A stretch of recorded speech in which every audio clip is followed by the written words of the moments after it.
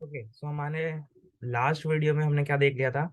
हमने last video में देख लिया था कि स्टैटिक कीवर्ड क्या होता है। स्टैटिक कीवर्ड से रिलेटेड जो भी हमारे इंटरव्यू क्वेश्चंस बन सकते थे, हमने वो सारे इंटरव्यू क्वेश्चंस देखे थे। फॉर एग्जांपल, हमने देखा था कि कैसे स्टैटिक कीवर्ड को हम डेटा मेंबर्स के साथ यूज कर सकते हैं, कैसे स्टैटिक मेंबर्स को हम इविल मानते हैं, क्यों इविल मानते हैं, और स्टैटिक मेंबर फंक्शंस क्या होते हैं या फिर मेथड्स क्या होते हैं जो स्टैटिक हो। और फिर हमने देखा था कि मेन मेथड को स्टैटिक क्यों बनाते हैं। सिमिलरली दिस क्या स्टैटिक के अंदर होता है, स्टैटिक मेथड के अंदर क्या दिस कीवर्ड या दिस पॉइंटर होता है क्या। और फिर कंस्ट्रक्टर स्टैटिक बना सकते हैं क्या, क्योंकि मेथड स्टैटिक हो सकते हैं तो क्या उसमें कंस्ट्रक्टर स्टैटिक हो सकते हैं। सिमिलरली स्टैटिक नेस्टेड क्लासेस क्या होती हैं, मतलब इनर क्लासेस अगर स्टैटिक हो जाए तो उसका क्या मीनिंग है। एंड फाइनली हमने स्टैटिक के ऊपर दो बातें और करी थी कि स्टैटिक ब्लॉक क्या होता है, और सिमिलरली कि एक स्टैटिक ब्लॉक का सिमिलर क्वेश्चन जो स्टैटिक ब्लॉक के कॉन्सेप्ट के ऊपर डिपेंडेंट था, कि क्या हम एक जावा प्रोग्राम को रन कर सकते हैं सिर्फ स्टैटिक ब्लॉक के थ्रू विदाउट मेन फंक्शन। तो ये सारे क्वेश्चन हमने कम से कम 5-6 वीडियोस लेक्चर्स की सीरीज में हमने स्टैटिक के ऊपर बात करी थी। यहाँ तक हमारा मेनली इनकैप्सुलेशन जो था वो हमारा कंप्लीट हो चुका था। इनकैप्सुलेशन जो पहला पिलर था हमारा जावा ऑब्जेक्ट ओरिएंटेड प्रोग्रामिंग का, वो हमारा कंप्लीट हो चुका है। अब जो नेक्स्ट हमारा ऑब्जेक्ट ओरिएंटेड प्रोग्रामिंग का पिलर आने वाला है वो आने वाला है इनहेरिटेंस। तो इनहेरिटेंस बहुत ही फंडामेंटल पिलर है और इसी के ऊपर क्वेश्चन आ रहा है, इसी के ऊपर इंटरव्यू क्वेश्चन क्या दे रखा है। What do you mean by inheritance in Java, inheritance क्या होती है जावा में। और what is super class, parent class, child class, सब क्लास, ये सब होती हैं। और इसमें रियल लाइफ एग्जांपल के थ्रू आपको कुछ इलस्ट्रेशंस, कुछ आपको बेसिकली एग्जांपल्स देने हैं जो कि रियल लाइफ से रिलेटेड हो। मतलब क्लासेस एंड ऑब्जेक्ट्स आप कुछ ऐसे बनाओ जिस जो कि एक्चुअल में यूज होते हो, और फिर उसके बेसिस पे आपको इनहेरिटेंस समझानी है। तो सबसे पहले इनहेरिटेंस होता क्या है। देखो यहाँ पर इनहेरिटेंस क्या है, दो क्लासेस आपस में कैसे रिलेटेड हैं ईच अदर से, उसका एक तरीका है इनहेरिटेंस। दो क्लासेस आपस में एक दूसरे से कैसे रिलेटेड हो सकती हैं। अभी तक तो हमने एक क्लास बनानी सीख के मूवी क्लास बनाई थी हमने अभी तक पूरी इनकैप्सुलेशन में। उसको गेटर्स है, सेटर्स दिए, जो डेटा था उसको प्राइवेट करा, जो हमारे गेटर सेटर्स है उनको पब्लिक करा, कंस्ट्रक्टर्स पढ़ा, डिस्क पढ़ा, स्टैटिक पढ़ा, बहुत कुछ पढ़ा।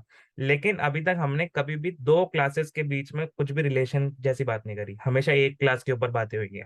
लेकिन अब क्या आ रहा है, अब आ रहा है बेसिकली दो क्लासेस आपस में इनहेरिटेंस के थ्रू कैसे रिलेटेड हैं। तो वो पहला तरीका है, तो way in which two classes can be related to each other via inheritance, via some relationship, in which is basically using child class, parent class, or you can say super class, sub class, it is known as inheritance। तो एक तरीका है जिससे दो classes related हो सकती हैं। इस तरीके को बोलते क्या है, बहुत ही इंपॉर्टेंट, इस तरीके को बोलते हैं इज अ रिलेशनशिप, इस तरीके को बोलते हैं इज अ रिलेशनशिप। तो क्या कोई आपसे पूछेगा कि जो हमारी रिलेशनशिप दो क्लासेस के बीच में इनहेरिटेंस में होती है वो किस टाइप की होती है, तो आप बोलोगे इज अ रिलेशनशिप टाइप की होती है। आगे जाके एक हैज अ रिलेशनशिप भी आएगा, कॉम्पोजिशन, एग्रीगेशन एंड ऑल। लेकिन अभी जो हम इनहेरिटेंस की बात कर रहे हैं बहुत ही इंपॉर्टेंट, वो क्या है, इज अ रिलेशनशिप है। तो यहाँ पर दो क्लासेस की बात हो रही है तो ऑब्वियसली हमारे पास एक क्लास का कुछ और नाम होगा, एक क्लास का कुछ और नाम होगा, दो अलग अलग क्लासेस होंगी। तो एक क्लास को हम क्या मानते हैं, एक क्लास को हम मानते हैं पेरेंट क्लास या super class. Super class, super मतलब ऊपर वाली, सुपर, या फिर पेरेंट, पेरेंट मतलब ऊपर वाली। एक होती है हमारी सुपर क्लास या पेरेंट क्लास, उसको इनहेरिट करा जाता है, उसको इनहेरिट करा जाता है इनहेरिटेंस के अंदर, सुपर क्लास को इनहेरिट करा जाता है, एक्सटेंड करा जाता है बाय चाइल्ड क्लास या फिर सब क्लास। सुपर क्लास या parent class is inherited by child class और सब क्लास। अब क्योंकि इनहेरिटेंस हो रही है, क्योंकि ये दो क्लासेस आपस में रिलेटेड हैं, तो इससे हो क्या जाएगा, इससे जो भी प्रॉपर्टीज, जो भी बिहेवियर हमारे पेरेंट क्लास के पास हैं, मतलब पेरेंट क्लास के पास जो भी प्रॉपर्टीज है, यानी पेरेंट क्लास के पास जो भी डेटा मेंबर्स हैं, और पेरेंट क्लास के पास जो भी बिहेवियर है यानी मेंबर फंक्शंस हैं, वो एक्वायर हो जाएंगे, वो इनहेरिट हो जाएंगे, वो एक्सटेंड हो जाएंगे, वो हमें मिल जाएंगे, एक्सेसिबल हो जाएंगे। किस में, वो हमें एक्सेसिबल हो जाएंगे चाइल्ड क्लास में, या तो डायरेक्टली या इनडायरेक्टली। मतलब डायरेक्टली इनडायरेक्टली का रिलेशन हमारा बेसिकली ऑब्जेक्ट से है, कि हम क्या ऑब्जेक्ट के थ्रू एक्सेस कर पाएंगे या डायरेक्टली एक्सेस कर पाएंगे। इसका रिलेशन एक्सेस मॉडिफायर से भी है, कि हम क्या directly without any access modifier, मतलब क्या हम डायरेक्टली अपने चाइल्ड क्लास में क्या पेरेंट क्लास की कोई भी प्रॉपर्टी, कुछ भी चीज एक्सेस कर पाएंगे। ये अभी आगे देखेंगे डायरेक्टली इनडायरेक्टली का क्या मतलब है। लेकिन मेन बात क्या है, मेन बात है कि प्रॉपर्टीज और बिहेवियर यानी data members and member functions of parent class are acquired by the child class. मतलब लॉजिकली सोचें तो अगर कोई भी आपकी जो आपकी एंसेस्टर्स हैं, एंसेस्टर्स की जो भी प्रॉपर्टीज थी, आपके वो ग्रैंड पेरेंट ने ली होगी, ग्रैंड पेरेंट ने पेरेंट में आई होगी, और पेरेंट्स आप में आई होगी। तो ऊपर से नीचे आते हुए आपकी जो प्रॉपर्टीज है वो इनहेरिट होती रहती हैं। आप कुछ भी चीज इनहेरिट कर रहे हो, अगर आप कोई डिजीज इनहेरिट कर रहे हो, वैसे मैं चाहता नहीं टचवुड के किसी को भी डिजीज हो जो मेरे यहाँ पे पढ़ने आए हैं, लेकिन अगर कुछ भी डिजीज, में भी किसी को शुगर हो, में भी किसी को कोई भी आप बोल सकते हो दिमाग तेज हो किसी का, तो ये सारी चीजें क्या होती हैं, ये सारी चीजें by basically by birth we can say inherit हो जाती हैं। तो उसी तरह अगर हमारे पास दो क्लासेस हैं, एक क्लास है पेरेंट क्लास, दूसरी क्लास है चाइल्ड क्लास, तो पेरेंट क्लास की प्रॉपर्टीज हम क्या कर सकते हैं, इनहेरिट कर सकते हैं, इनहेरिट कर सकते हैं। अब इससे होगा क्या, दो क्लासेस आपस में रिलेट क्यों करनी, मैं दो क्लासेस क्यों नहीं बना लूं। तो देखो, साफ सीधी बात है, हम ये पूरा ऑब्जेक्ट ओरिएंटेड प्रोग्रामिंग क्यों सीख रहे हैं, हम ये पूरा ऑब्जेक्ट ओरिएंटेड प्रोग्रामिंग सीख रहे हैं ताकि हम क्लीन कोड लिख पाए, ताकि हम साफ सुथरा कोड लिख पाए जिसमें रिडंडेंसी कम हो, डुप्लीकेसी कम हो, मतलब सेम कोड दो जगह बार बार ना रखा हो। उससे क्या होगा, उससे इनकंसिस्टेंसी आने लगेगी, उससे इंटीग्रिटी का इशू आने लगेगा। मतलब आप अगर बोलोगे कि मेरे को कल जाके, अगर मेरे पास दो जगह सेम कोड पड़ा हुआ है, कल अगर मेरे को पता चले कि भाई वो जो सेम कोड पड़ा हुआ है वो दोनों जगह बेसिकली वो सेम कोड जो है वो चेंज करना है, तो मेरे को दोनों जगह जाके चेंज करना पड़ेगा। तो इसमें क्या है, इसमें हमारा जो बेसिकली इशू है वो काफी ज्यादा हो सकता है, क्योंकि अगर हमने गलती से एक जगह तो कर दिया लेकिन दूसरी जगह भूल गए, या फिर दूसरी जगह कर दिया और पहली जगह वो इनकंसिस्टेंसी आ गई, मतलब दोनों सेम सेम आपने एक्सटेंड नहीं करे, आपने सेम सेम अपडेट नहीं करे उन दोनों को, जो भी आपको अपडेट करना था, जो भी आपको चेंजेस लाने थे, तो फिर वहां पे दिक्कतें आ सकती हैं। मतलब सेम कोड अगर दो जगह हो तो हमारे लिए बहुत दिक्कत है, साफ सीधी बात। तो इसको सुधारने के लिए, इसको कम करने के लिए, रिडंडेंसी को कम करने के लिए हमने क्या करा, हमने बेसिकली रीयूजेबिलिटी कर दिया कोड का, कोड को रीयूज कर लिया, मतलब उसको दोबारा ना लिख के already pre written class, already pre written code हमने रीयूज कर लिया अपनी चाइल्ड क्लास में। मतलब पेरेंट क्लास क्या है, पहले से लिखी गई है, उसको हमने क्या कर लिया, उसको हमने इनहेरिट कर लिया, और अपने अंदर कुछ बेसिकली जो पेरेंट क्लास की प्रॉपर्टीज थी उनको यूज करने के लिए हमने रीयूजेबिलिटी का बेसिकली हम बोल सकते हैं इनहेरिटेंस कर दिया, और रीयूजेबिलिटी हमने अचीव कर ली। रीयूजेबिलिटी अचीव कर ली तो और क्या अचीव कर लिया, तो हमने रीडेबिलिटी भी अचीव कर ली। मतलब अगर कोड में बहुत ही साफ सुथरा कोड है, एक चीज एक जगह लिखी गई है और प्रॉपर स्ट्रक्चर मेंटेन्ड है, तो हम बोल सकते हैं कि यार कोड रीडेबल भी बहुत आसानी से हो जाएगा। मतलब एक ही कोड पे अगर आज राम काम कर रहा है तो उसी कोड पर कल जाके श्याम भी काम कर सकता है। मतलब आज अगर एक डेवलपर काम कर रहा है, उसी कोड पर आगे जाके या फिर साथ के साथ कोई और डेवलपर्स भी काम कर सकते हैं। तो रीडेबल भी ज्यादा हो गया, काफी आप टीम में काम कर सकते हो, इजी डेवलपमेंट हो गया। एक्सटेंडेबल क्या हो गया, ये देखो इनहेरिटेंस बहुत ही क्लोजली रिलेटेड है एक्सटेंड से। मतलब हम जब सिंटैक्स देखेंगे इनहेरिटेंस का, तो इनहेरिटेंस में कीवर्ड भी एक्सटेंड आ रहा होगा। तो एक्सटेंडेबल हो गया कोड, मतलब स्केलेबल हो गया। मतलब हम क्या कर सकते हैं, स्केलेबल तो नहीं कह सकते, लेकिन हम ये बोल सकते हैं कि हमारा कोड जो ऑलरेडी रिटर्न था, हमने उसका यूज करके अपने कोड को और एक्सटेंड कर लिया और आगे कर लिया, और उसमें एक्स्ट्रा फंक्शनैलिटीज ऐड कर ली। तो एक तरह से हमने हमारा जो कोड है वो एक्सटेंडेबल हो गया। मतलब पहले हम, लेट सपोज पहले हम सिर्फ ये डिसाइड करते थे कि भाई हमारे पास अगर मूवी का कोई बुक माई शो का हम ऐप बना रहे हैं, तो पहले हमारे पास कोई यूजर आए तो वो सब कुछ कर पाए, मतलब वो हमारा व्यू भी कर पाए शोज को, वो हमारा बुक भी कर पाए शोज को, वो हमारा बेसिकली सब कुछ कर पाए, एक ही यूजर सब कुछ कर पाए। लेकिन ऐसा तो होता नहीं रियल लाइफ में। कुछ यूजर होते हैं जो कि सिर्फ बेसिकली ऐप डाउनलोड करते हैं सिर्फ प्राइस चेक करने के लिए कि भाई यहाँ पर पिक्चर लगी है, इतने प्राइस में लगी है, इतनी सीट बाकी है। कुछ यूजर होते हैं जो एक्चुअल में बुक करते हैं, मतलब उनको पहले तो अपना ईमेल आईडी या फिर आप बोल सकते हो ऑथेंटिकेशन करवाना पड़ेगा, ईमेल आईडी पासवर्ड डालना पड़ेगा, गूगल आईडी डालनी पड़ेगी, जो भी डालना पड़ेगा। वो ऑथेंटिकेशन करवाने के बाद फिर बुक कर सकते हैं डायरेक्टली। तो आप ऐसे अनोनिमस तरीके से बुक कर नहीं पाओगे टिकटों को, पहले आपको ऑथेंटिकेट होना पड़ेगा, फिर आप बुक करोगे। और फिर बुक करने के बाद आप क्या बोलोगे कि मेरे को पेमेंट भी देनी पड़ेगी, ऑब्वियसली बुक करना है तो पेमेंट तो देनी पड़ेगी। तो एक दूसरे तरह का यूजर ये हो गया। और ये तो चलो ठीक है, हमारे क्लाइंट्स हो गए, लेकिन क्या और यूजर नहीं हो सकते इस ऐप के? ऑब्वियसली होंगे। क्यों? जो ये ऐप चला रहा है, जो एडमिन है, मतलब जो मूवीज डाल रहा है कि भाई इस थिएटर में ये वाली मूवी लगी है, वहां पे इतनी सारी सीट्स हैं, उसमें से ये सीट्स 3D वाली हैं, ये सीट्स आपकी बोल सकते हैं ये थिएटर 2D वाला है, ये थिएटर 3D वाला है, ये थिएटर आईमैक्स 3D वाला है, या फिर इसमें इतनी सीट्स है, इसमें इतनी सीट्स है, इसमें इतनी सीट्स हैं, या फिर इसमें इतनी रोज इतने रुपए की हैं, इतनी रोज इतने रुपए की हैं, या फिर इतना इस वाले थिएटर में इस पर्टिकुलर डिस्काउंट का भी आप बोल सकते हो, जो भी चीजें चल रही हैं। तो ये सारा भी कोई ना कोई मैनेज कर रहा होगा। तो हम क्या बोल सकते हैं, ऑटोमेटिक तो अभी 100% तो ऑटोमेटिक हुआ नहीं होगा। तो इसको मैनेज करने के लिए भी एक यूजर बोल सकते हैं, उस ऐप का यूजर। एक्चुअल में वो खरीद कुछ नहीं रहा, वो टिकटें नहीं खरीद रहा, लेकिन वो ऐप को तो यूज कर रहा है। ऐप किस लिए यूज कर रहा है, उसमें डेटा फीड करने के लिए, ताकि बाकी यूजर्स उस ऐप को यूज कर पाए, मतलब बुक कर पाए टिकट्स या फिर व्यू कर पाए टिकट्स, शोज। तो फिर हम क्या बोल सकते हैं, एक एडमिन भी होगा साथ के साथ। अब सिर्फ एडमिन तो होगा नहीं, स्टाफ भी होगा, मतलब जो थिएटर की तरफ से हैं, जो कि बता रहे हैं कि भाई हमारे थिएटर में ये पर्टिकुलर टाइम पर ये पर्टिकुलर शो लगने वाले हैं। तो एक स्टाफ भी होगा, मतलब काफी तरह के यूजर्स होंगे, एक तरह का यूजर नहीं है।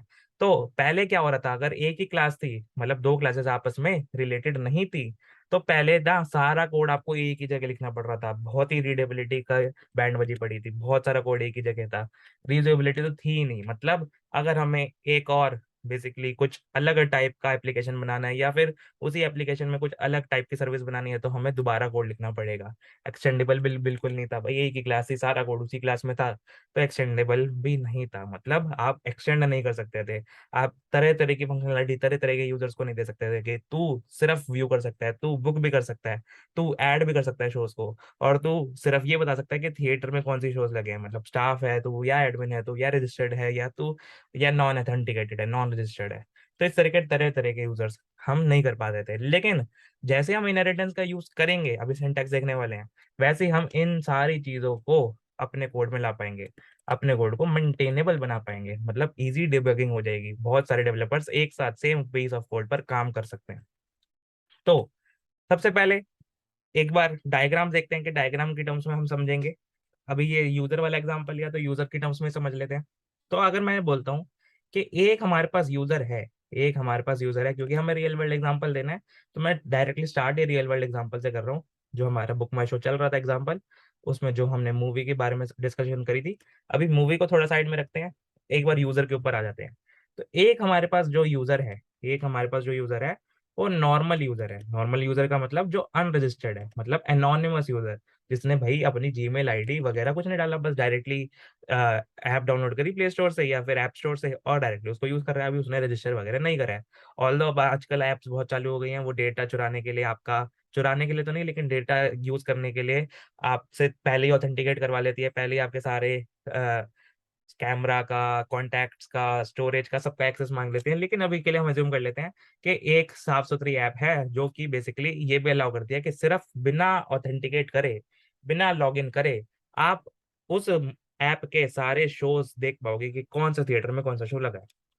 मतलब ये कौन सा यूजर हो गया, ये हो गया नॉन रजिस्टर्ड यूजर। तो मैं यहाँ पे साइड में लिख देता हूँ, ये कौन सा यूजर है, ये नॉन रजिस्टर्ड यूजर है, नॉन ऑथेंटिकेटेड यूजर है, ये एनोनिमस यूजर है, जो भी नाम लेना चाहो आप, नॉन रजिस्टर्ड है, नॉन ऑथेंटिकेटेड है, या फिर एनोनिमस यूजर है, एनोनिमस इसको भी लिख देते हैं।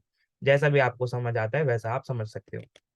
अब एक एनोनिमस यूजर है, एनोनिमस यूजर है, इतना मान लेते हैं कि कम से कम उसने नाम तो दिया ही होगा अपना, कम से कम उसने नाम तो दिया ही होगा भाई, मतलब एनोनिमस का ये मतलब नहीं है कि पूरी आइडेंटिटी छुपा रखी है, कम से कम नाम तो होगा भाई, कम से कम नाम तो है। एटलीस्ट लोकेशन तो वो डालेगा ही डालेगा भाई। ऐसा तो है नहीं उसको आज कोई भी मूवी रिलीज हुई है, ब्रह्मास्त्र रिलीज हुई है, तो उसको पूरे ऑल ओवर इंडिया देखना है कि भाई ब्रह्मास्त्र में कौन से थिएटर में कौन से टिकटें हैं। हाँ, स्टाफ वगैरह एडमिन वगैरह को देखना पड़ सकता है, लेकिन हम अगर नॉर्मल यूजर की बात करें, जो कि उस ऐप को यूज करने वाला है, तो फिर भाई उसको लोकेशन डालनी पड़ेगी। मेरे को तो सिर्फ दिल्ली में चाहिए, मेरे को तो सिर्फ क्या चाहिए, मेरे को सिर्फ मुंबई में चाहिए, सिर्फ कोलकाता में चाहिए, सिर्फ आप बोल सकते हो बैंगलोर में चाहिए। तो लोकेशन, और अभी के लिए हम लोकेशन स्ट्रिंग ले रहे होंगे, तो एक लोकेशन होगी हमारे पास, एक हमारे पास लोकेशन होगी। एक हो गया हमारे पास नाम, कि भाई उस बंदे का नाम होगा, उस यूजर का नाम होगा, और उसकी लोकेशन होगी। और क्या हो सकता है फिर, ऑब्वियसली क्योंकि हमें पता है, इनकैप्सुलेशन में पढ़ चुके हैं, तो ये दोनों प्रॉपर्टीज क्या रहने वाली है, ये दोनों प्रॉपर्टीज प्राइवेट रहने वाली है, तो इनके गेटर्स और सेटर्स बनाने पड़ेंगे। तो अकॉर्डिंगली आप getters and setters in properties के बना लोगे, इन प्रॉपर्टीज के बना लोगे। और भी प्रॉपर्टीज होंगी, हमने अभी के लिए दो पिक कर रखे हैं। तो ये हो गया यूजर।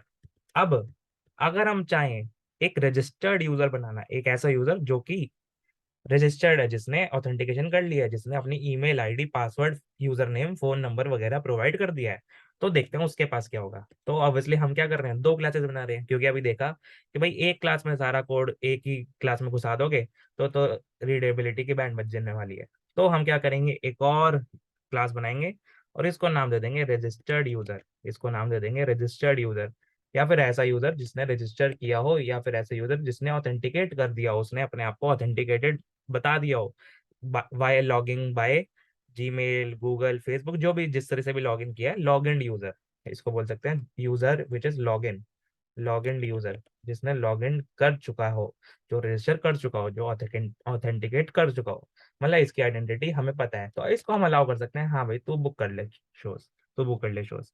ये क्या कर सकता था, गेटर्स और सेटर्स तो थे ही, लेकिन ये सिर्फ व्यू कर सकता था शो को। तो एक फंक्शन दे देता हूँ व्यू शो। ये क्या कर सकता है, गेटर्स और सेटर्स जो भी इसके पास प्रॉपर्टीज रहेंगी उनको व्यू तो कर ही सकता है, उनको व्यू तो कर ही सकता है, बहुत ही इंपॉर्टेंट, व्यू तो कर ही सकता है। उसके पास नाम तो होने ही वाला है, उसके पास लोकेशन तो होने ही वाली है, नाम भी होने वाला है, लोकेशन भी होने वाला है, वो व्यू तो करना ही वाला है। तो क्या करें, तो हम बोल देते हैं कि भैया इसके पास दोबारा से ये प्रॉपर्टीज देने की जरूरत नहीं है, दोबारा से नाम, दोबारा से लोकेशन, दोबारा से व्यू शो देने की जरूरत नहीं है। हालांकि आगे हम एक नया कॉन्सेप्ट पढ़ेंगे, लेकिन अभी के लिए हम मान लेते हैं कि व्यू शो को दोबारा देने की जरूरत नहीं है, और नेम और लोकेशन को तो देने की जरूरत ही नहीं है। मतलब ऑलरेडी जब लिखा गया है कोड कि भाई एक यूजर के पास जो रजिस्टर्ड हो या ना हो, उसके पास नाम, लोकेशन और व्यू शो करने का एक्सेस होगा ही होगा। तो भैया हम क्या करेंगे, रजिस्टर्ड यूजर को बोल देंगे तू इस यूजर को एक्सटेंड कर ले, इस यूजर को इनहेरिट कर ले। और कीवर्ड क्या यूज करने वाले हैं, ध्यान से, कीवर्ड हम यूज करने वाले x tends. X tends, registered user x tends user, मतलब यूजर की प्रॉपर्टी सारी रजिस्टर्ड यूजर में आ जाएंगी। इसका क्या मतलब हुआ, ना तो सिर्फ प्रॉपर्टीज, बाकी शोज भी, मतलब जो भी फंक्शन है वो भी, व्यू शो भी आ जाएगा, जो इसके गेटर्स एंड सेटर्स है वो भी आ जाएंगे। मतलब आपको दोबारा से नाम, दोबारा से लोकेशन, दोबारा से व्यू शो, ये सब लिखने की जरूरत नहीं पड़ेगी। आपके पास वो ऑलरेडी आ रखे हैं, आपके पास वो ऑलरेडी आ रखे हैं। तो आपको जो नई प्रॉपर्टी चाहिए, मतलब भाई ऑब्वियसली अगर रजिस्टर्ड यूजर के पास सेम ही प्रॉपर्टीज होती हैं जो यूजर के पास है, तो नई क्लास बनाई क्यों। तो कुछ ना कुछ नई प्रॉपर्टीज भी होंगी। आप रियल वर्ल्ड में भी ले लो भाई, आपके आपके जो पेरेंट्स होंगे, या पेरेंट्स के भी पेरेंट्स मान लो, उनके भी पेरेंट्स मान लो, तो उनको फोन चलाना तो आता नहीं होगा, आपको चलाना आता है। उनको फेसबुक चलाना तो आता नहीं होगा, आपको चलाना आता है। उनको इंस्टाग्राम चलाना तो आता नहीं होगा। उनको, उन्होंने इतनी पढ़ाई तो करनी रखी होगी, उन्होंने इंजीनियरिंग वगैरह तो करनी रखी होगी, उस टाइम तो इतना होता नहीं था, उन्होंने 6 से 10 तक करी हो या 12 तक करी हो। I don't know, may be उन्होंने आपसे ज्यादा पढ़ रखा हो, लेकिन एज्यूम कर रहा हूँ, एजम्पशन ले रहा हूँ जनरल बेसिस पर, कि उन्होंने, उनके पास जो क्वालिफिकेशंस होंगे, उनके पास जो प्रॉपर्टीज होंगे, उनके पास जो एक्सपीरियंस होगा, एक्सपीरियंस तो ज्यादा होगा, लेकिन जो उनके पास, आप बोल सकते हो, प्रॉपर्टीज होने वाली हैं, वो थोड़ी कम होने वाली है आपके रेसिपी में। आपके पास उनकी वाली प्रॉपर्टीज होंगी जो आप इनहेरिट कर रहे होंगे, साथ के साथ आपके पास एक्स्ट्रा प्रॉपर्टीज भी आ जाएंगी। वो एक्स्ट्रा प्रॉपर्टीज क्या है, वो एक्स्ट्रा प्रॉपर्टीज हम मान सकते हैं ईमेल आईडी, जैसा हमने डिस्कस किया, रजिस्टर कर रहा है तो ईमेल आईडी मिल गई। पासवर्ड, पासवर्ड भी मिल गया। अब ऑल्दो हम पासवर्ड स्टोर नहीं करेंगे अपने पास, किसी और का पासवर्ड कैसे स्टोर कर सकते हैं अपने डेटाबेस में। तो पासवर्ड नहीं लिख रहा मैं, लेट्स सपोज फोन नंबर लिख देते हैं। फोन नंबर तो कम से कम स्टोर कर ही सकते हैं कि भैया इस यूजर का फोन नंबर क्या था, इसने ओटीपी वगैरह से लॉगिन किया होगा। तो फिर इनके गेटर सेटर्स, जैसे मैंने बताया, इनके गेटर सेटर बनेंगे, मतलब ये दोनों प्रॉपर्टीज प्राइवेट होंगी और गेटर्स एंड सेटर्स पब्लिक होंगे। जनरली हम बेसिकली यूएमएल डायग्राम्स में प्राइवेट को माइनस दिखाते हैं और पब्लिक को हम प्लस दिखाते हैं। उसको अभी ना इग्नोर, मतलब उसको इग्नोर करते हुए मैंने प्रॉपर्टीज ब्लू में दिखा दी और फंक्शन मैंने पिंक में दिखाए हैं। इनके अलावा अब व्यू शो तो रहेगा ही रहेगा, तो दोबारा लिखने की जरूरत नहीं है। एक हमारे पास एक हमारे पास बुक शो भी रहेगा, मतलब आप शो को सिर्फ देख तो सकते ही हो कि भाई कौन से थिएटर में कौन से शोज लगे हुए हैं, आप साथ में किसी थिएटर की किसी नंबर ऑफ सीट पर बुक भी कर सकते हो टिकट। तो ये हमारा सिंपल सा क्या हो गया, ये हमारा सिंपल सा एक एग्जांपल हो गया इनहेरिटेंस का। तो इसको हमें वीएस कोड में लेके जाके समझना है कि कैसे ये इनहेरिटेंस चल रही होगी, कैसे हम बेसिकली यूजर के जो भी प्रॉपर्टीज हैं, जो भी मेंबर फंक्शन है, उनको रीयूज कर पा रहे हैं, उनको रीयूज कर पा रहे हैं, एक्सटेंड कर पा रहे हैं। और मेंटेनेबिलिटी और रीडेबिलिटी कैसे इजी हो गई वो भी देखना पड़ेगा। तो इनको देखते हैं पहले एक बार, जो हमारे बाकी के 2 पॉइंट्स हैं उनको पढ़ लेते हैं। तो हमारा चौथा पॉइंट क्या आ रहा है, हमने ये पॉइंट तो कवर कर लिए। इनहेरिटेंस क्या है, रिलेशनशिप है दो क्लासेस के बीच में, दो क्लासेस आपस में इज अ रिलेशनशिप से रिलेटेड है। दूसरा, जो हमारी ये पेरेंट क्लास है, जो यूजर है, ये क्या है, ये पेरेंट क्लास है, इससे प्रॉपर्टीज जाने वाली हैं किसमें, चाइल्ड में। तो ये क्या है, ये हमारी पेरेंट क्लास है, और इसको हम ग्रीन से लिख देते हैं या फिर ब्लू से लिख देते हैं। तो ये हमारी पेरेंट क्लास है, या फिर हम इसको बोल सकते हैं सुपर क्लास, सुपर ऊपर, सुपर से भी ऊपर। तो ये हमारी सुपर क्लास है। ये क्या है हमारी, ये हमारी चाइल्ड क्लास है, जिसने प्रॉपर्टीज इनहेरिट करी है, जिसने एक्सटेंड करा है प्रॉपर्टीज को यूजर वाली। तो ये हमारी चाइल्ड क्लास, या फिर हम बोल सकते हैं इसको सब क्लास। तो ये टर्म्स बहुत ही इंपॉर्टेंट है, आपको याद रहनी चाहिए कि चाइल्ड क्लास क्या होता है, सब क्लास क्या होता है। तो पेरेंट क्लास से प्रॉपर्टीज रजिस्टर्ड यूजर में, मतलब चाइल्ड क्लास में आएंगी। लिखेगा कौन कि मैं एक्सटेंड कर रहा हूँ, रजिस्टर्ड यूजर लिखेगा कि मैं एक्सटेंड कर रहा हूँ यूजर। मतलब रजिस्टर्ड यूजर को बोलना, बताना है कि भैया मेरे पास कुछ प्रॉपर्टीज यूजर से आने वाली हैं। तो रजिस्टर्ड यूजर के आगे हम लिखेंगे कि भाई तू एक क्लास यूजर नाम की इनहेरिट कर रहा है, एक्सटेंड कर रहा है, इनहेरिटेंस में ला रहा है, तू चाइल्ड क्लास है उसकी। तो ये बता रहा होगा कि मैं चाइल्ड क्लास हूँ यूजर की, ना कि यूजर बता रहा होगा कि मैं पेरेंट क्लास हूँ रजिस्टर्ड की। ऑल्दो बन जाएगा यूजर भी पेरेंट क्लास रजिस्टर्ड का, लेकिन बताएगा कौन कि मैं चाइल्ड हूँ, बताएगा रजिस्टर्ड यूजर कि I am the child of user. तो automatically user will be the parent of registered. तो एक बार चलते हैं, एक बार इसको कोड करते हैं, बाकी के पॉइंट्स और फटाफट पढ़ लेते हैं। हमने देखा सुपर क्लास क्या है, जो इनहेरिट हो रही है चाइल्ड क्लास से या सब क्लास से। जो सारी प्रॉपर्टीज पेरेंट क्लास के पास हैं वो एक्वायर हो जाएंगी, इनहेरिट हो जाएंगी, एक्सटेंड हो जाएंगी, एक्सेसिबल हो जाएंगे किसमें, चाइल्ड क्लास में, या तो डायरेक्टली या इनडायरेक्टली। इस पर आते हैं। इसलिए क्या होता है, इसलिए रियूजिबिलिटी, रीयूजेबिलिटी या रीडेबिलिटी या एक्सटेंडेबिलिटी या फिर मेंटेनेबिलिटी, ये सारी हमारी इंक्रीज हो जाती है, कोड क्लीनर कोड बन जाता है, ऑब्जेक्ट ओरिएंटेड कोड बन जाता है। क्योंकि इनहेरिटेंस क्या है, एक बहुत ही बड़ा स्तंभ है, एक बहुत ही बड़ा पिलर है हमारा ऑब्जेक्ट ओरिएंटेड प्रोग्रामिंग का। तो इसलिए हम सीख रहे हैं ऊप्स। चौथा point, along with reusing parent properties we can add new properties and we can add new methods। हमने देखा ही, मतलब ना तो सिर्फ आप पेरेंट की प्रॉपर्टीज और पेरेंट के मेंबर फंक्शंस को यूज कर सकते हो अपने चाइल्ड क्लास में, वो तो यूज हो ही जाएंगे, वो तो आपको एक्सेसिबल होंगे ही होंगे। साथ के साथ आपके खुद के भी नए डेटा मेंबर्स या फिर नई प्रॉपर्टीज, और साथ के साथ नए मेंबर फंक्शंस या फिर नए मेथड्स आप बना सकते हो। आप अपने रजिस्टर्ड यूजर, आप अपने चाइल्ड क्लास में बना सकते हो। मतलब ईमेल आईडी, फोन नंबर सिर्फ रजिस्टर्ड के पास है, यूजर के पास नहीं है। बुक शो सिर्फ रजिस्टर्ड के पास है, यूजर के पास नहीं है। तो नई प्रॉपर्टीज, नया प्रॉपर्टीज, नयापन, यूथ इज न्यू। तो वहां पे जोश है, नया। तो वहां पे कुछ नई प्रॉपर्टीज आप ऐड कर सकते हो, नए मेथड्स आप ऐड कर सकते हो। और आगे जाके आएगा कि ऑलरेडी एग्जिस्टिंग मेथड्स को नया बना सकते हो, ओवरराइड कर सकते हो, उनको नया बना सकते हो। लेकिन अभी के लिए हम देख रहे हैं कि भाई हम उन्हीं प्रॉपर्टीज को बेसिकली, उन जो ऑलरेडी एग्जिस्टिंग प्रॉपर्टीज है उनके अलावा भी और बना सकते हैं, और उन ऑलरेडी एग्जिस्टिंग मेथड्स के अलावा भी और मेथड्स बना सकते हैं चाइल्ड क्लास में। और लास्ट पॉइंट क्या आ रहा है, यूज क्या आता है इनहेरिटेंस का। एक तो ऑब्वियसली यूज यही हो गया कि भाई रीडेबिलिटी, रीयूजेबिलिटी, एक्सटेंडेबिलिटी, मेंटेनेबिलिटी एक पिलर है ऊप्स का। तो भाई ऊप्स इंप्लीमेंट करने के लिए आप इनहेरिटेंस कर रहे हो, लेकिन मेन जो आप एप्लीकेशन है वो क्या है इनहेरिटेंस की, जो आप जहां पे यूज कर रहे होगे। Inheritance is implemented, is used to achieve generalisation and specialisation. आगे जाके आएगा एक इंटरव्यू क्वेश्चन, जनरलाइजेशन और स्पेशलाइजेशन के लिए आप इनहेरिटेंस को यूज कर रहे होगे। एक होगी जनरल क्लास, एक होगी स्पेशलाइज्ड क्लास, एक होगी जेनरिक और एक होगी स्पेशलाइज्ड। आगे जाके आएगा ये कॉन्सेप्ट।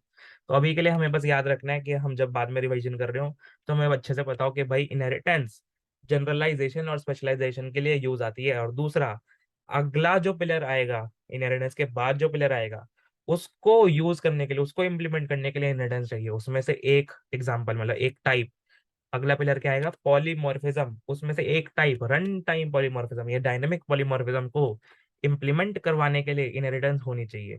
मतलब दो क्लासेस होनी चाहिए और दोनों क्लासेस आपस में एक्सटेंड वाला रिलेशन, मतलब पेरेंट चाइल्ड वाला रिलेशन रखनी चाहिए, तभी आप पॉलीमॉर्फिज्म तक जा पाओगे। अब ये जो तीनों पिलर्स आने वाले हैं ना, ये एक दूसरे से रिलेटेड है। अगर आपको इनहेरिटेंस नहीं होती आपकी क्लास में, मतलब आपके प्रोजेक्ट में, आपके कोड में, तो आप पॉलीमॉर्फिज्म नहीं कर सकते। अगर आपके पास, मतलब पॉलीमॉर्फिज्म में भी रन टाइम वाला इनहेरिटेंस नहीं होती, तो कंपाइल टाइम वाला, मेथड ओवरलोडिंग वाला कर सकते हो, लेकिन रन टाइम वाला नहीं कर सकते। अगर रन टाइम पॉलीमॉर्फिज्म नहीं होगी तो फिर आप आगे जाके बेसिकली एब्स्ट्रैक्शन नहीं कर सकते, या फिर कर भी सकते हो तो उसका एज सच कोई सिग्निफिकेंस, एज सच कोई रोल, एज सच कोई इंपॉर्टेंस नहीं रह जाएगा। मतलब इनहेरिटेंस हम क्यों सीख रहे हैं, पॉलीमॉर्फिज्म के लिए। पॉलीमॉर्फिज्म हम क्यों सीख रहे हैं, एब्स्ट्रैक्शन के लिए। तो ये सारे चेन में लिंक्ड है।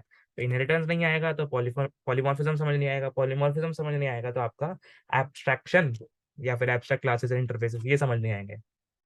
तो इसीलिए इनहेरिटेंस बहुत ही इंपॉर्टेंट बन जाते हैं। और ऑब्वियसली इनहेरिटेंस के लिए आपको क्लासेस ऑब्जेक्ट्स बनाने आने चाहिए, आपको गेटर सेटर्स इन सब के मतलब का पता होना चाहिए, दिस वगैरह का मतलब पता होना चाहिए। मतलब इनहेरिटेंस से पहले आपको क्या आना चाहिए, इनहेरिटेंस से पहले आपको इनकैप्सुलेशन जो पहला पिलर था वो आना चाहिए अच्छे से। तो इनकैप्सुलेशन, फिर इनहेरिटेंस, फिर पॉलीमॉर्फिज्म और फाइनली एब्स्ट्रैक्शन, और उसके बाद जावा एडवांस। लेकिन अभी के लिए हम क्या देख रहे हैं, इनहेरिटेंस। तो एक बार इसी एग्जांपल को हम क्या करते हैं, अब अपने कोड में लिखते हैं। जो हमारा मूवी वाला कोड था उसको अभी के लिए साइड में रखेंगे। इसको एक बार VS कोड हम खोल के देखते हैं, और हमारा एक बेसिकली फोल्डर खुला हुआ है। अभी हमें उस चीज पर ध्यान नहीं देना कि ये हमारा जो कोड है वो VS कोड पर रन कैसे हो पा रहा है, कंपाइल कैसे हो पा रहा है, उसकी एक वीडियो आ जाएगी। लेकिन मेन अभी हमें किस पर ध्यान देना है कि मैंने दो दो क्लासेस बनाई। लेट सपोज मैंने ये सोल्यूशन वाली क्लास के अलावा दो क्लास बनाई। इनके आगे मैं पब्लिक भी क्यों नहीं लिख रहा वो भी समझ आ जाएगा जब हम VS कोड में लोकली कैसे रन करते हैं कोड को, वो समझेंगे जावा का। लेकिन अभी के लिए मैं सिर्फ क्लास यूजर लिख रहा हूँ, और सिर्फ क्लास, ना कि पब्लिक क्लास, सिर्फ क्लास में क्या लिख रहा हूँ, सिर्फ क्लास में लिख रहा हूँ registered user, registered user. Okay, तो ये मैंने दो क्लासेस लिखी। अब मैं क्या चाहता हूँ, यूजर के पास दो प्रॉपर्टीज हो। एक हो उसका नाम जो कि स्ट्रिंग टाइप था, एक हो उसका लोकेशन जो कि अभी के लिए मैं स्ट्रिंग टाइप का ले रहा हूँ। हालांकि आगे लोकेशन भी बहुत ही अलग अलग चीज़ों की हो सकती है, मतलब लोकेशन में बहुत ही कुछ हो सकता है। अभी के लिए हम सिर्फ उसका भाई स्ट्रिंग ले रहे हैं, सिंपल सा दिल्ली मुंबई जो भी सिटी है वो ले रहे हैं। रजिस्टर्ड यूजर के पास क्या होगा, एक यूजर रजिस्टर्ड हो जाता है तो उसके पास नाम और लोकेशन तो होना ही चाहिए, होना ही चाहिए। अभी है क्या, अभी नहीं है। मतलब अगर अभी आप बोल दोगे कि मेरे पास ईमेल आईडी है क्या, तो लो ईमेल आईडी आ गया। क्या मेरे पास फोन नंबर है क्या, तो फोन नंबर आप लॉन्ग ले सकते हो, आप स्ट्रिंग ले सकते हो, आपकी मर्जी है। तो मैं अभी के लिए लॉन्ग ले लेता हूँ फोन नंबर, तो मेरे पास लो फोन नंबर भी आ गया। लेकिन अभी के लिए आप बोलो क्या हमारे पास रजिस्टर्ड यूजर के लिए क्या नेम और लोकेशन नाम की प्रॉपर्टीज हैं, तो नहीं भाई। क्यों, ये दोनों क्लासेस अभी आपने कहीं पे दिखाया ही नहीं है रिलेटेड है एक दूसरे से। कैसे दिखाओगे, आप दिखाओगे चाइल्ड क्लास इनहेरिट कर रही है, एक्सटेंड कर रही है किसको, पेरेंट क्लास को, यूजर वाली क्लास को। तो रजिस्टर्ड यूजर नाम के आगे, क्लास के नाम के आगे, चाइल्ड वाली क्लास के नाम के आगे आपको लिखना पड़ेगा एक्सटेंड्स कीवर्ड। ये बहुत ही इंपॉर्टेंट कीवर्ड है, एक्सटेंड्स कीवर्ड। और किस क्लास को एक्सटेंड कर रहे हो, तो हम यूजर वाली क्लास को एक्सटेंड कर रहे हैं। और जनरली नेमिंग कन्वेंशन होता है कि क्लासेस का पहला लेटर कैपिटल होना चाहिए। ये हमारा कैमल केस तो नहीं है एज सच, लेकिन इसमें बेसिकली पहला लेटर आप कैपिटल रखते हो जनरली। जो भी स्कैनर हो गया या स्ट्रिंग हो गया या फिर आपने सिस्टम देखा होगा, ये सारे में पहला लेटर कैपिटल होता था। तो हम क्या रखते हैं, और साथ के साथ जो भी हम मेन फंक्शन जिसमें भी लिख रहे हैं उसकी भी क्लास जो होती थी उसका पहला लेटर कैपिटल होता था। सॉल्यूशन या मेन ही होता था जब भी होता था। तो हम क्या कर रहे हैं, क्लास को इनहेरिट कर रहे हैं, एक्सटेंड कर रहे हैं, बेसिकली सॉरी यूजर को एक्सटेंड कर रहे हैं हम रजिस्टर्ड यूजर में। मतलब अब आपके पास बोल सकते हो कि नाम भी होगा, लोकेशन भी होगा, ईमेल आईडी भी होगा, फोन नंबर भी होगा। अभी के लिए मैं इन प्रॉपर्टीज को प्राइवेट नहीं कर रहा। अभी के लिए हम क्या करते हैं, एक दो चीजें देखेंगे। एक तो यूजर का ऑब्जेक्ट बनाएंगे, एक रजिस्टर्ड यूजर का ऑब्जेक्ट बनाएंगे। तो सबसे पहले अगर हम बात करें कि मैं क्या कर रहा हूँ, मैं यूजर का ऑब्जेक्ट बना रहा हूँ। यूजर का ऑब्जेक्ट मतलब एक मैं नॉर्मल यूजर, इसको अगर आपको ढंग से बताना हो कि भाई ये रजिस्टर्ड नहीं है, यूजर मतलब नॉन रजिस्टर्ड यूजर, तो एक यूजर का ऑब्जेक्ट बना रहा हूँ। तो user OBJ1 is equal to new user. और भाई उसके पास कुछ प्रॉपर्टीज है, कंस्ट्रक्टर ले लेते हैं एक बार फटाफट। और मैं VS कोड का यूज करने वाला हूँ। तो VS कोड पर आप जाओगे तो आप कुछ ना कुछ सोर्स एक्शन पे जाओ, और वहां पे आपको एक बेसिकली सोर्स एक्शन मिलेगा जनरेट कंस्ट्रक्टर्स। तो इसमें आप एक कंस्ट्रक्टर बना लो जिसमें दोनों प्रॉपर्टीज एज अ पैरामीटर आ रहे हो। तो ये देखो ये आपको मिल गया। और हमें दिस तो पता ही है, हमने पढ़ रखा है दिस के बारे में। तो एक हमारे पास कंस्ट्रक्टर आ गया, पब्लिक यूजर दोनों वाला, नेम और लोकेशन। और हमने ये भी पढ़ रखा है कि भाई जैसे ही कोई भी पैरामीटराइज कंस्ट्रक्टर बनाते हो वैसे ही क्या होता है, जो आपका डिफॉल्ट कंस्ट्रक्टर होता है, default implicit constructor empty parameter वाला, और वो डिलीट हो जाता है। तो एक क्या करते हैं, तो एक एम्प्टी पैरामीटर वाला कंस्ट्रक्टर भी बना लेते हैं। उसमें कुछ भी बॉडी नहीं होगी, मतलब नेम में नल पड़ा होगा, लोकेशन में नल पड़ा होगा, या फिर आपको देना है तो नेम में आप दे दो एनोनिमस। वैसे होना नहीं चाहिए ये, ऑब्वियसली नेम मिलना चाहिए, एटलीस्ट नेम तो एक्सपेक्ट कर ही सकते हैं भाई। इतना हमारी बुक में शुक्र, कौन क्या करेगा कि भाई नेम भी ना बताए हमें। लोकेशन हम एज्यूम कर लेते हैं कि भाई बाय डिफॉल्ट आप कुछ नहीं दे रहे, तो जनरली सबसे ज्यादा बुक जो टिकटें होती हैं वो दिल्ली में होती हैं, या फिर इंडिया मान लो, जो भी मानना चाहो वो मान लो। बाय डिफॉल्ट मैंने लोकेशन इंडिया दे दी। तो ये हो गया एम्प्टी कंस्ट्रक्टर, ये हो गया आपका पैरामीटराइज कंस्ट्रक्टर। रजिस्टर्ड यूजर में क्या होगा, रजिस्टर्ड यूजर के भी कंस्ट्रक्टर होंगे, मतलब इसमें भी आपके पास दो चीजें होंगी। तो एक बार रजिस्टर्ड यूजर को बनाते हैं, इसका सोर्स एक्शन करते हैं, इसका जनरेट कंस्ट्रक्टर्स करते हैं। इसके पास कंस्ट्रक्टर्स में, रजिस्टर्ड यूजर के पास कंस्ट्रक्टर्स में हमारे पास जनरेट कंस्ट्रक्टर। तो हमारे पास, ठीक है, यहाँ पे तो नहीं दिखा रहा लेकिन मैं खुद से बना लेता हूँ फटाफट। एक होगा हमारे पास पब्लिक रजिस्टर्ड यूजर का कंस्ट्रक्टर, जिसमें हम क्या करेंगे, एम्प्टी वाला करेंगे, और this dot name, sorry this dot email ID, इसको बोल देंगे कि भैया क्या है ईमेल आईडी, हमारी ईमेल आईडी बाय डिफॉल्ट है anonymous@gmail.com। सिमिलरली, ऑल्दो एनोनिमस नहीं होगा अभी हाल फिलहाल क्योंकि रजिस्टर्ड है लॉजिकली, लेकिन एमडी कंस्ट्रक्टर बना लिया। और फोन नंबर क्या होगा हमारा, या फिर इसको एनोनिमस ना रख के रजिस्टर्ड यूजर @gmail.com कर देते हैं। और फोन नंबर हम दे देते हैं 9319117888 तो ये हम फोन नंबर दे देते हैं। लास्ट में 888 के बाद मैंने एल लगाया क्योंकि ये लॉन्ग वाला नंबर है। ओके, क्योंकि ये इंटीजर में स्टोर नहीं हो सकता। सिमिलरली आप पैरामीटराइज देना चाहो तो पैरामीटराइज भी दे सकते हैं। तो एक बार फटाफट पैरामीटराइज वाला बना लेते हैं। पब्लिक रजिस्टर्ड यूजर, आपके पास दो पैरामीटर हैं, एक है स्ट्रिंग ईमेल आईडी। अभी के लिए आपको लग रहा है दो पैरामीटर है, मतलब आप सिर्फ दो ही वैल्यू सेट कर सकते हो, लेकिन देखेंगे अभी। तो मैं क्या बोल रहा हूँ भाई, मेरी प्रॉपर्टी में, मेरी ईमेल आईडी में, दिस डॉट ईमेल आईडी में ईमेल आईडी सेट कर दो पैरामीटर वाली। मेरी प्रॉपर्टी में फोन नंबर, पैरामीटर वाला फोन नंबर सेट कर दो। तो this dot phone number is phone number, ये हमने सीख रखा है। तो ये हमने दो क्लासेस बनाई, बहुत ही छोटी छोटी हमने। सिर्फ कंस्ट्रक्टर्स बनाए हैं, अभी गेटर और सेटअप नहीं बनाए, इसलिए मैंने जो प्रॉपर्टीज हैं उनको पब्लिक कर रखा है। तो अगर हम यूजर का ऑब्जेक्ट बनाते हैं तो ध्यान से अगर मैं एक पेरेंट का ऑब्जेक्ट बना रहा हूँ, पेरेंट का ऑब्जेक्ट, तो क्या जो यूजर रजिस्टर्ड नहीं है, क्या उसके पास email ID, phone number, book show, ये एक्सेस होने चाहिए? तो हम बोल रहे हैं नहीं होने चाहिए भाई।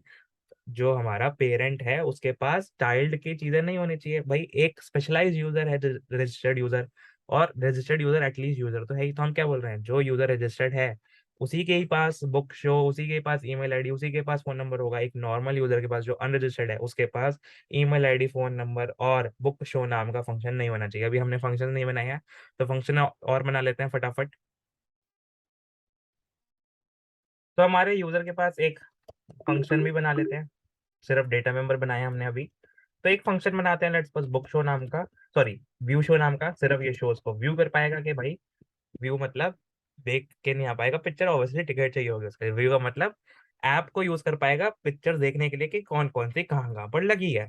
तो इसमें मैं लिख देता हूँ सिस्टम डॉट, अभी के लिए मैं फंक्शनैलिटी प्रोवाइड नहीं कर रहा, अभी के लिए मैं बोल रहा हूँ system dot out dot println I can view shows on app, view show listing on app, ऐसा बोल देते हैं कि भाई कौन कौन सी लिस्टिंग लग रखी है। लेकिन रजिस्टर्ड यूजर के पास क्या रहेगा, रजिस्टर्ड यूजर के पास हमारा पब्लिक वॉइड बुक शो भी रहेगा। व्यू शो तो रहेगा ही रहेगा, बुक शो भी रहेगा कि भाई I can also book the tickets. तो व्यू शो तो रहेगा ही रहेगा, I can book, I can book the tickets, book the shows on app, ठीक है। अब अगर मैं सिर्फ यूजर बना रहा हूँ जो रजिस्टर्ड नहीं है, इसका मतलब क्या है भाई, पेरेंट का ऑब्जेक्ट बना रहे हो मतलब वो रजिस्टर्ड नहीं है, वो सिर्फ अनरजिस्टर्ड है, वो सिर्फ user, normal user, anonymous user. तो इसके पास क्या रहेगा, इसके पास क्या नाम रहेगा, ऑब्वियसली रहेगा भाई, यूजर के पास नाम है। क्या इसके पास लोकेशन रहेगा, रहेगा। क्या ये व्यू कर पाएगा, कर पाएगा। क्या इसके पास ईमेल आईडी, फोन नंबर होगा, मतलब जो ऐसी चीजें जो सिर्फ रजिस्टर्ड के पास होती है, नहीं होगा। क्या इसके पास बुक शो का एक्सेस होगा, नहीं होगा। तो देखते हैं, अगर मैं बोलूँ OBJ1 का भैया नाम दे देते हैं हम अर्चित अग्रवाल। भैया अभी मैंने मतलब रजिस्टर नहीं करवाया अपने आप को, और मैं भैया अपने आप का लोकेशन दे देता हूँ कि मैं दिल्ली में बैठा हूँ। ऑल दो जो आपका एमटी कंस्ट्रक्टर है वहाँ पे लोकेशन इंडिया चली गई होगी, लेकिन अभी के लिए हम दिल्ली दे देते हैं। और मैं क्या बोलता हूँ, और मैं बोलता हूँ कि भैया मैं अगर अपना system dot out dot println जिस तरह से एक्सेस करा है उसी तरह से क्या प्रिंट भी कर पाऊंगा? ऑब्वियसली मैं प्रिंट कर पाऊंगा अगर एक्सेस कर पा रहा हूँ तो, क्योंकि प्रॉपर्टी प्राइवेट तो है नहीं, पब्लिक है। तो मैं उनको प्रिंट भी कर पाऊंगा। अभी मैं किसका ऑब्जेक्ट बना रखा है? अभी मैंने एक नॉर्मल यूजर, एक एनोनिमस यूजर का बना रखा ऑब्जेक्ट। तो प्रॉपर्टीज को यूज करें तो एक बार टर्मिनल खोलते हैं। अब देखो टर्मिनल में कैसे रन करना है इसको आपको जानने की जरूरत नहीं है।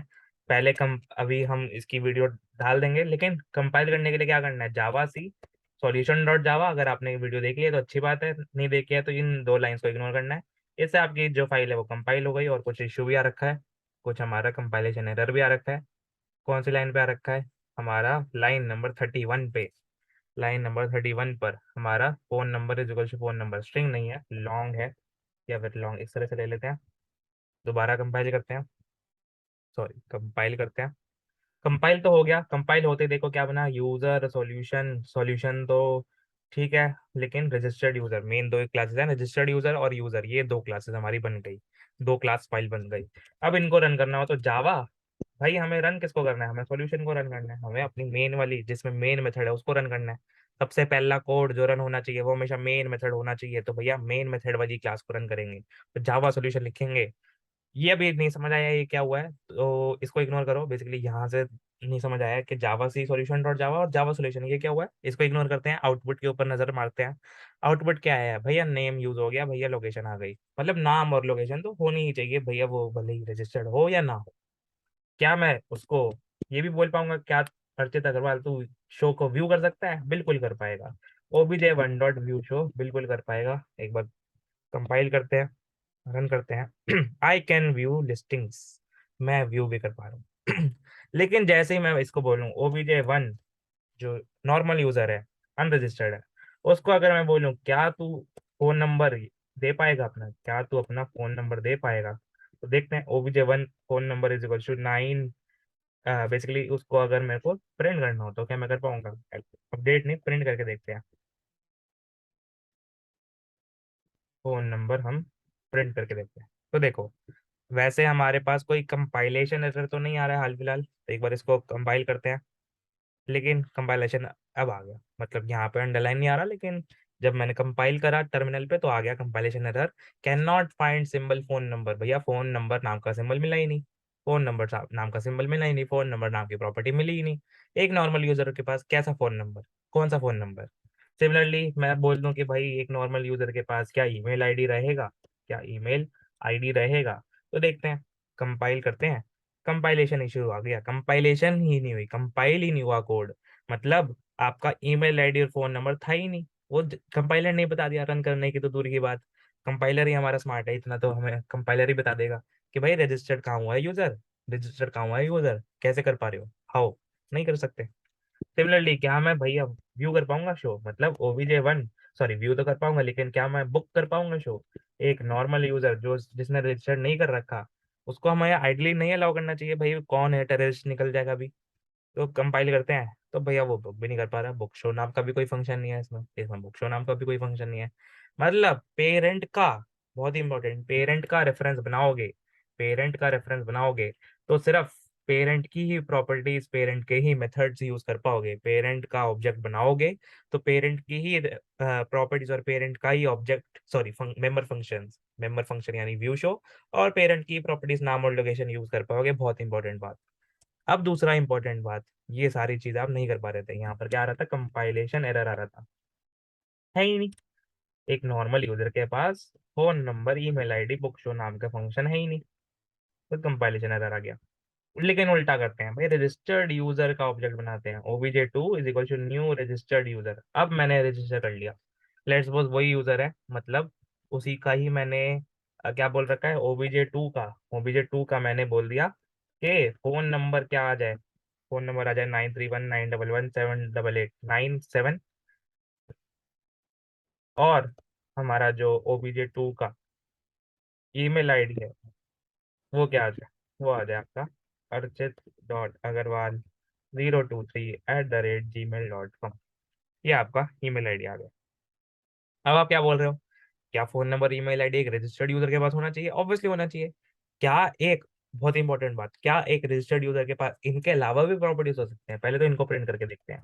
System dot out system dot out नहीं, system dot out dot println obj2 dot phone number, similarly obj2 dot email id।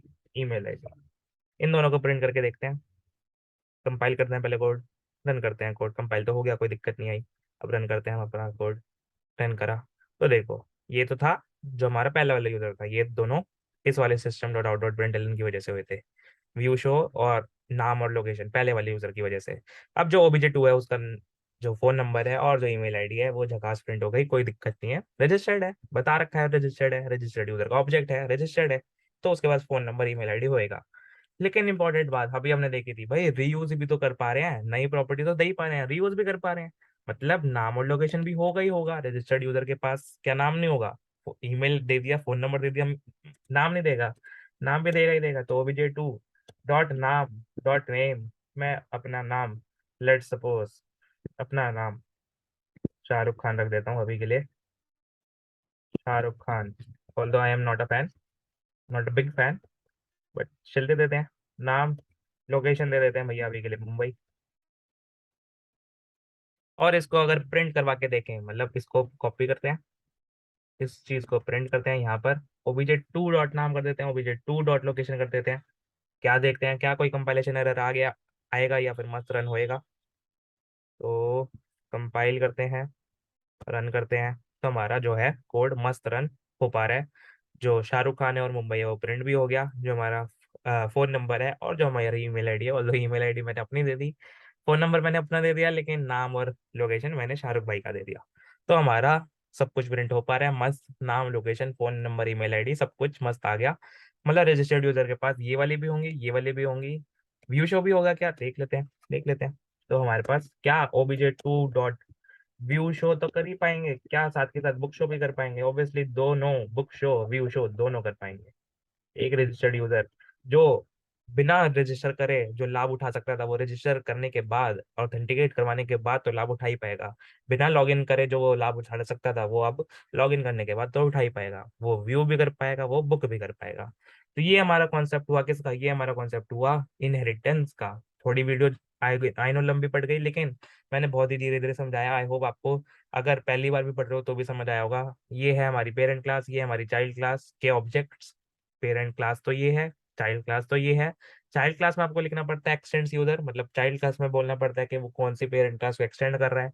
और फिर आपके पास जैसे ही ये लाइन आपने लिख दी, जैसे ही आपने इनहेरिटेंस कर दी, जैसे ही आपने दो क्लासेस के बीच में इज अ रिलेशनशिप ले आए, वैसे ही आप क्या बोल रहे हो, आप बोल रहे हो भाई पेरेंट की प्रॉपर्टीज मेरे पास लिखो ना लिखो आ गई, पेरेंट के मेंबर फंक्शन लिखो ना लिखो आ गए, पेरेंट के जो भी चीजें हैं, सिर्फ ये दो चीजें नहीं है, आगे जाके कंस्ट्रक्टर्स भी देखेंगे कि पेरेंट के कंस्ट्रक्टर्स भी आ जाएंगे आपके पास इनडायरेक्टली।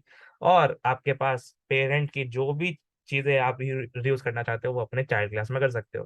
पेरेंट का ही ऑब्जेक्ट बनाओगे तो सिर्फ पेरेंट की प्रॉपर्टीज, पेरेंट के मेंबर फंक्शन यूज कर पाओगे, नाम लोकेशन व्यू शो। चाइल्ड का रेफरेंस, चाइल्ड का ऑब्जेक्ट, चाइल्ड का बेसिकली ऑब्जेक्ट बनाओगे तो क्या कर पाओगे, सारी प्रॉपर्टीज खुद की भी, पेरेंट की भी, चाइल्ड की भी, पेरेंट की भी, सब सारी प्रॉपर्टीज, खुद के भी मेंबर फंक्शन, पेरेंट के भी मेंबर फंक्शन सारे यूज कर पाओगे। यही कॉन्सेप्ट क्या है, यही कॉन्सेप्ट हमारा इनहेरिटेंस का। तो आई होप आपको ये बात समझ आई होगी कि कुछ प्रॉपर्टीज तो क्या होंगी, मतलब सारी प्रॉपर्टीज तो क्या होंगी जो वो पेरेंट की पास होंगी, वो तो सारी प्रॉपर्टीज आ ही रहेंगी साथ में अलोंग विद दैट। कुछ हम बेसिकली ऐड न्यू प्रॉपर्टीज भी कर पाएंगे, कुछ प्रॉपर्टीज खुद की और सारी प्रॉपर्टीज पेरेंट की हमारे पास होंगी, चाइल्ड क्लास के पास होंगी मस्त। तो ये कॉन्सेप्ट किसका था, ये कॉन्सेप्ट था इनहेरिटेंस का। आगे जाके हम देखेंगे इससे रिलेटेड कुछ और कॉन्सेप्ट कि भैया अगर आपको एक रजिस्टर्ड यूजर को नाम और लोकेशन सेट करवाना हो, अभी तो हम क्या बोल रहे हैं, सिर्फ फोन नंबर और ईमेल आईडी सेट करवा रहे हैं कंस्ट्रक्टर के अंदर, लेकिन कंस्ट्रक्टर्स को इनहेरिटेंस के अंदर लाना हो, सिमिलरली टाइप्स ऑफ इनहेरिटेंस देखनी हो, तो इसके रिलेटेड क्वेश्चंस आ रहे होंगे भाई, अलग अलग किस किस टाइप की रिलेशनशिप होती है इनहेरिटेंस में, और किस किस टाइप की इनहेरिटेंस होती है इनहेरिटेंस में, या फिर इनहेरिटेंस किस टाइप की होती है, और आप बोल सकते हो उसमें कौन कौन सी अलाउड है जावा में, सारी अलाउड है क्या, या कोई अलाउड नहीं है, और अलाउड नहीं है तो क्यों अलाउड नहीं है। तो इन सब के बारे में हम नेक्स्ट वीडियोस में देखेंगे, कंस्ट्रक्टर्स इन इनहेरिटेंस यानी सुपर कीवर्ड, और साथ ही साथ हम देखेंगे रजिस्टर्ड यूजर, जो यूजर है उसको थोड़ा और खोद के देखेंगे कि कैसे हम कंस्ट्रक्टर्स के अलावा कैसे हम और क्लासेस को इन्वॉल्व कर सकते हैं, दो से ज्यादा क्लासेस को इन्वॉल्व कर सकते हैं, अलग अलग टाइप की इनहेरिटेंस ला सकते हैं। तो ये था हमारा पहला वीडियो इनहेरिटेंस के ऊपर। आई होप आपको समझ आया होगा। कुछ भी डाउट है तो आप मेरे से पूछ सकते हो, या फिर गिक्शन में अपने किसी भी मेंटर से पूछ सकते हो, किसी भी एजुकेटर से पूछ सकते हो। तब तक के लिए बाय बाय, मिलते हैं नेक्स्ट वीडियो में। जय हिंद।